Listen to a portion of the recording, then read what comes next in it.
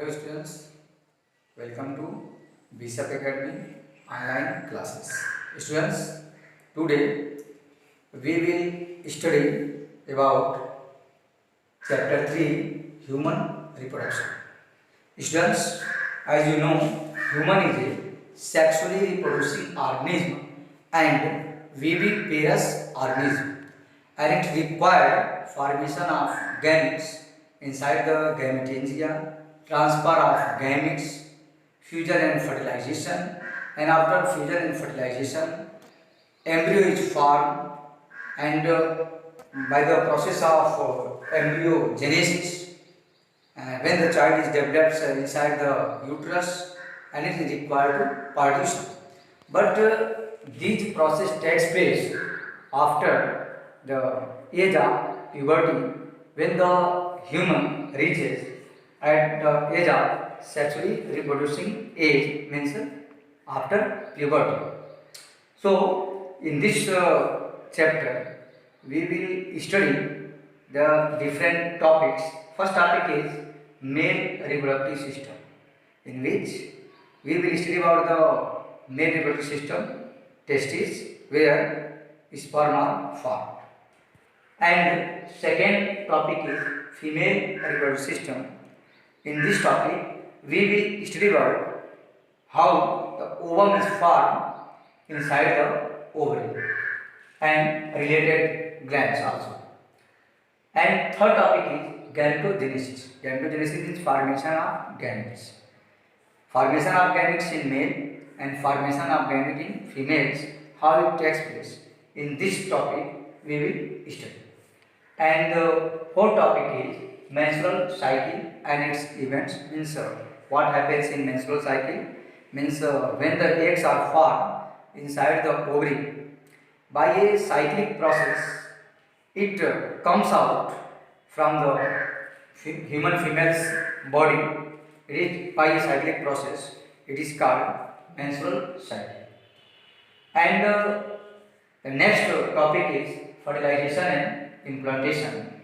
In this topic, we will study how when by the process of gametogenesis, when the male and female gametes are formed inside the testes and ovary, it is required to fusion and fertilization.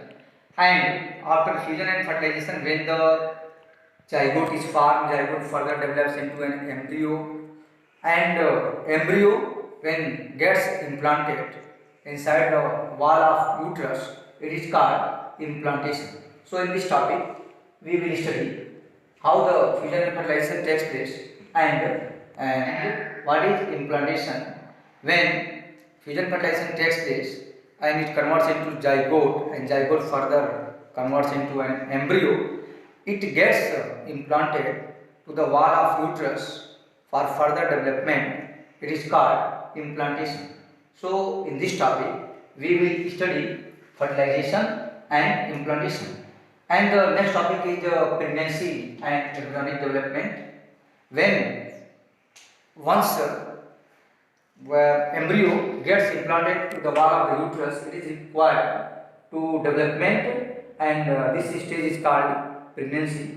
And embryonic development means when embryo gets converts into fetus, and fetus converts into developing child, and it is also called embryonic development is also called gestation period, which takes place from implantation to till birth.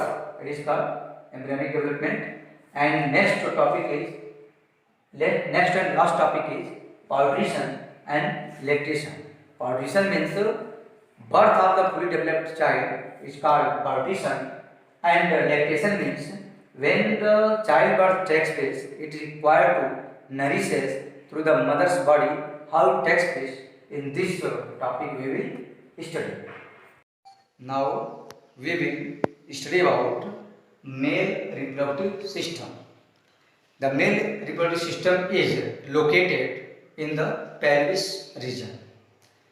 It includes a pair of testes along with the accessory duct, glands, and external genitalia. Testes are situated outside of the abdominal cavity within a pouch-like structure called scrotum. The scrotum maintaining the low temperature of the testes 2 to 2.5 degree less temperature than the body temperature, because it is required to formation of sperm inside the testes. And what is the structure of testes? It is a oval shaped structures. Length it's about 4 to 5 centimeter and width 2 to 3 centimeters. And each testis has a 250 compartments called testicular lobules. And each testicular lobules is lined with the two types of cells, male germ cells and spermatogonia. And 250 testicular lobules contains seminiferous tubules, and inside the seminiferous tubules two types of cells are found. Male germ cells are also called spermatogonia and Sertoli cells. By the process of meiosis division in the spermatogonial cells, sperms are formed and sperms are nourished through the Sertoli cells. Means the Sertoli cells provide the nourishment to the developing sperm. And by the process of meiotic division and finally it form the sperm. And next structure is ready testes, vas differential, epididymis, ready testes. When inside the seminiferous tubules sperms are formed, and the seminiferous tubules is also lined by Leydig cells. Leydig cells is a hormone secreting cells, and we secrete the hormones testosterone, which is required for the formation of sperm. And the above of the seminiferous tubules ready testes are present. Ready testes are those places where when the sperms are formed, these are stored for some time. And after this, above the ready testes, vas efferentia are present. Vas efferentia, these are the finger-like projections, and above the vas efferentia, epididymis are present. And epididymis is also the temporary storage place of the sperm when it is formed inside the seminiferous tubules. Means seminiferous tubules is the main formation place of sperm by the process of spermatogenesis. And next structure is epididymis. Next from the epididymis, the next structure is vas deferens. When the sperms are formed inside the seminiferous tubules, goes into the ready testes. After this goes into the vas efferentia, and after this it goes into the epididymis, and a longer tube-like structures called vas deferens, which carry the sperm or male gametes sperms.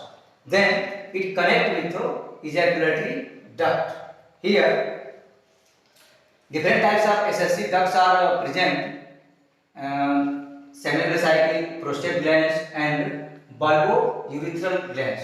What is the function of seminal vesicle, prostate gland, and bulbourethral gland? Seminal vesicle, prostate gland, and bulbourethral glands provide fluidity to the sperm and form the semen. And next structure is external genitalia. External genitalia is urethra. When the sperms carry with the seminal vesicles and other ducts, it comes into through the these ducts and comes into the urethra and goes outside of the body. Now, in next video, part second, we will study about female reproductive system. Thanks.